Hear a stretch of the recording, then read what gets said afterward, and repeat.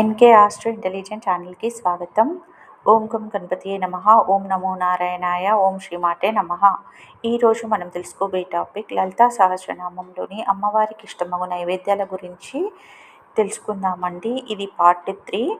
ఇందులో 5వ నైవేద్యం 6వ నైవేద్యం గురించి తెలుసుకుందాము. దధ్యన్నాసక్త హృదయ.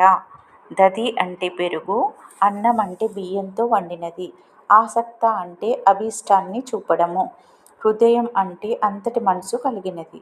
పెరుగుతో వండిన అన్నము పట్ల ఆసక్తి కలిగిన హృదయం కలిగిన తల్లి అని అర్థము.